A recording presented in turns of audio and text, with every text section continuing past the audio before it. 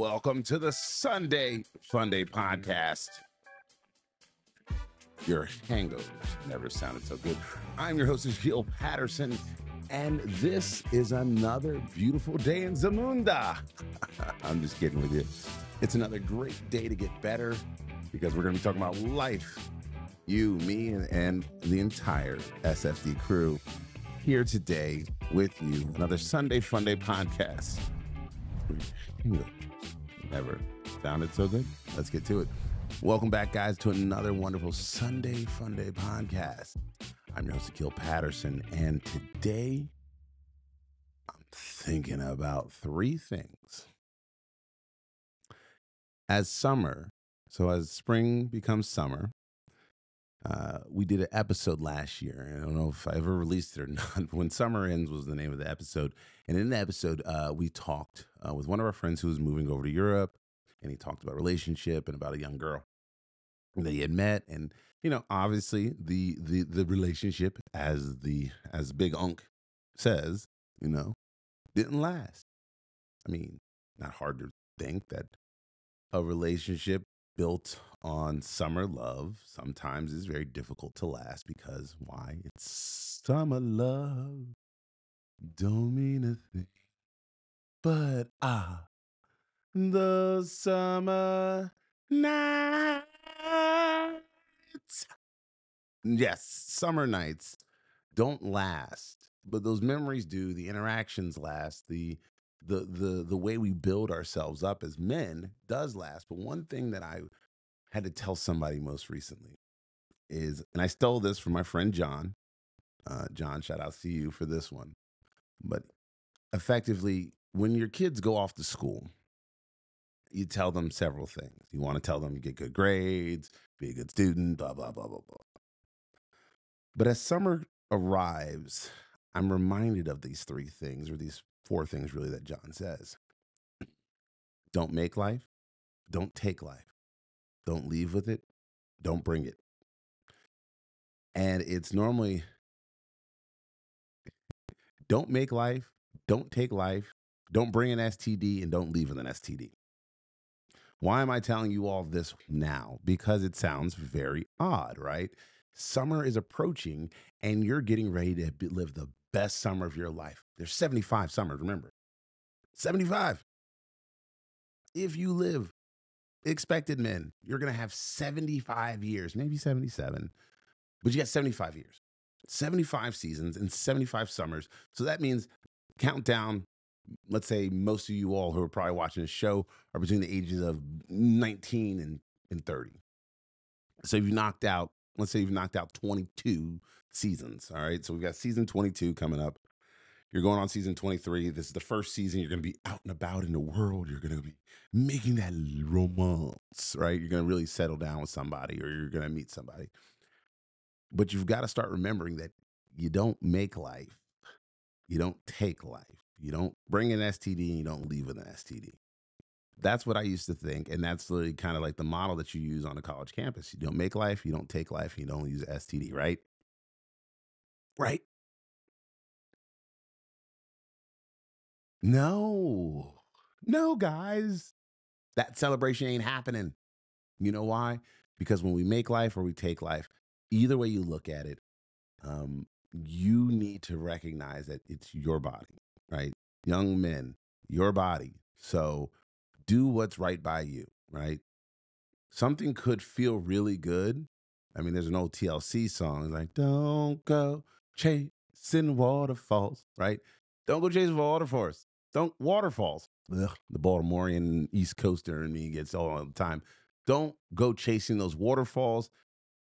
Stick to the rivers and the lakes. You ain't ready for that thing, man. You ain't ready for the good. And again, physically, you might be out there ready to have a great time with a young lady or a young man, but at the same time, emotionally, you may not be ready for it. So when you're going on your trips, when you're having your summer travels, when you're doing your summer flings and your romances, remember a couple things. Obviously, we talk about CCD, right? Choices, consequences, and decisions. If you meet somebody, make sure that you are going to make the right choice that evening. Not forever, but just that evening. Make the right choice that night, because that night can lead to a lifetime of pain, especially if it's a beautiful woman and you think she's everything, and then she turns out to be the most insane person in the world.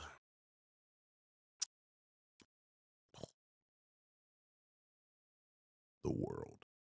And I'll tell you why I think that. I was watching a reality show, and in the reality show, this young lady, beautiful, very smart,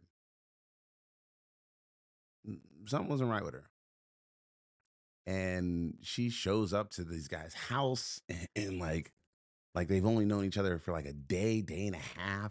And she's like, I'm in love with you.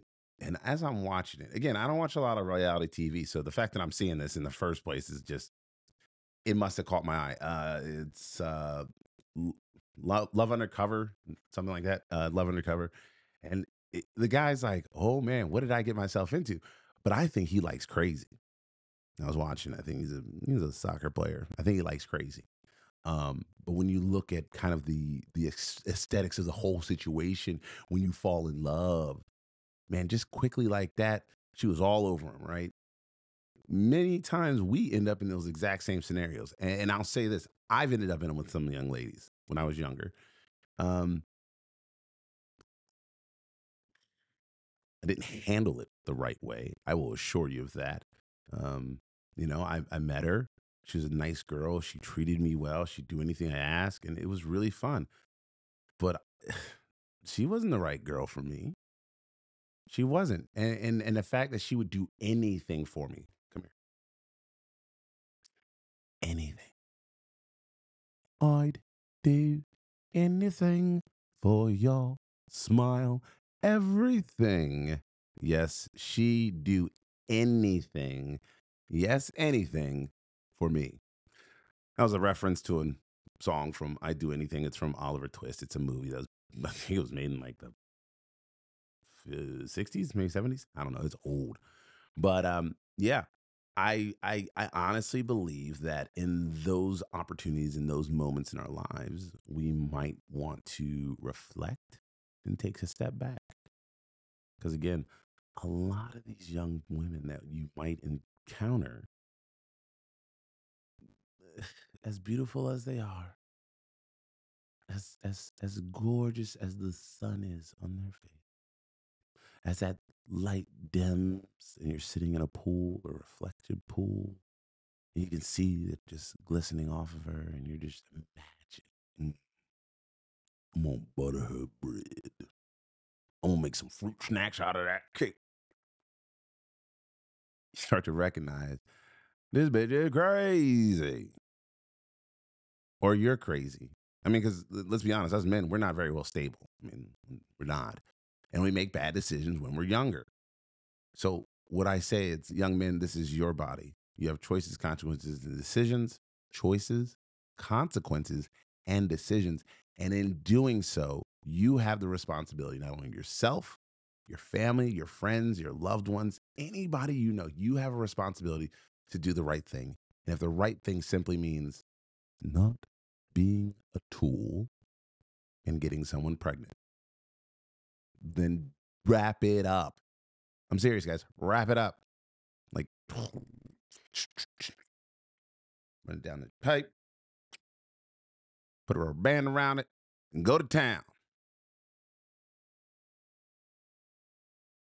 If not, make sure you're taking. Like, we've put so much pressure on other people about abortion. About abortion, you can avoid abortion if you have wearing condoms. Men, the vasectomy for us is far cheaper, and it's reversible, right? Like, but it's also reversible. Like there's other things. There are other ways. We as a society are so consumed with other people's bodies, OPBs, other people's bodies, that we have forgotten that there is a responsibility that we have in this society, in our world, to do the right thing. And sometimes doing the right thing means kicking ass, taking names, and showing up and doing what's right. We as men must do that. I think what I am fearful of is that we're not taking our responsibility serious. Governments be damned. All right. Don't worry about a government. Right. I'm not worried about the government. I'm not talking about anything about government. I'm not talking about anything political. I'm talking about men taking ownership of our bodies and saying yes or no. I'm not going to do this. I'm going to wear a condom. I'm wrapping it up. I'll get a vasectomy. Like all the conversation about what you say, nothing that I said has anything to do with anyone else. It's me. Don't make life. Right? Don't make life, don't take life. So the number one on the books, don't make life. Checked off. Number two, don't take life. That's right. Boom. Number two, don't take life. I know a lot of men like to play with guns and knives, and for some reason, it's built into our DNA and our society, and that's okay, right? Make sure you do it responsibly. That's what I'll tell you. Make sure that if you're going to go out bow hunting, you're trained on how to use a bow. If you're going to, and an arrow. If you're going to go out rifle hunting, make sure you know train on using a rifle, the safety practices. If you're going to use a shotgun, even if you're going to go out and shooting handguns, all right, and you're going to AR-15s, whatever you got, Kalashnikovs, whatever you're playing with, because men play with guns. Be responsible, okay? But don't be irresponsible. And I'm telling you all this because it happened to me. So I'm in Spokane, Washington. And this is literally a couple weeks ago. I'm in Spokane, Washington for a wrestling tournament. As you all know, my favorite sport is wrestling. Shout outs to my homies that are going to be going to Paris with me this year. We're at a wrestling tournament, and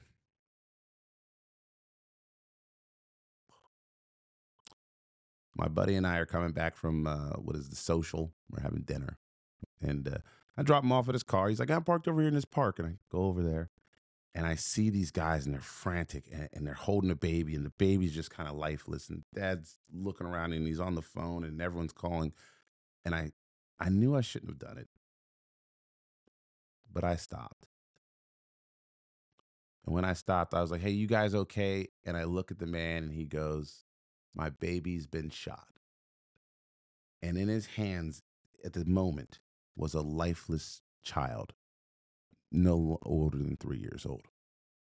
And I said, hey. I look at the baby and he's not moving. I look over and I go, "No worries, big dad. Come on. Let me see the baby." And I grab the baby in my arms and he's bleeding. And then he wakes up and he starts crying.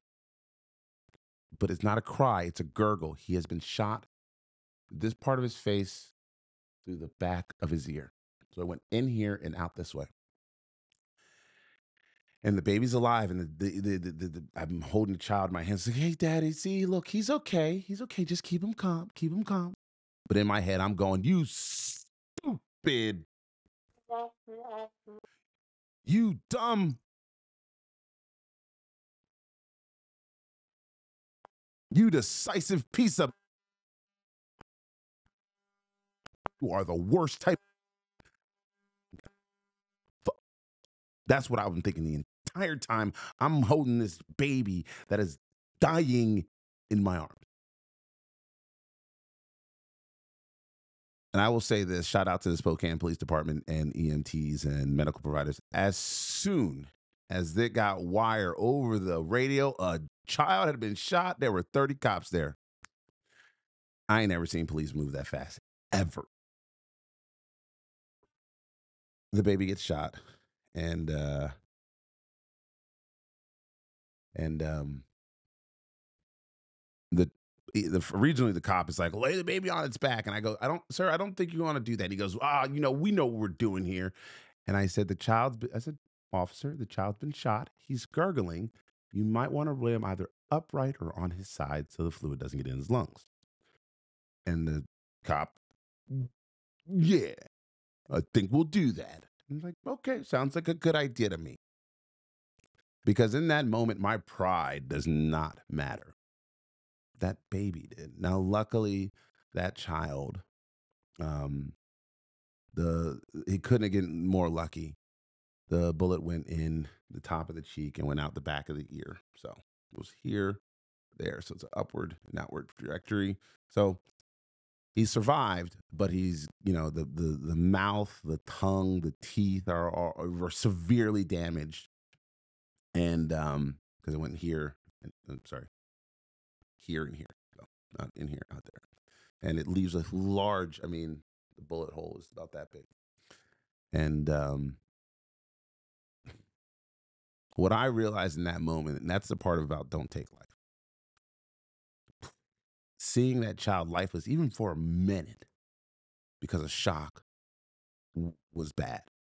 But when I realized that, hey, he ain't that bad. This child can do okay. We can get them to start. Like, there's gonna be a long working stuff. But then I looked over the dad. The dad was there. The dad's holding him, and it's the dad and two of his buddies. And inside, the baby was able to get a hold of a gun that was just sitting underneath the seat, just out in the console.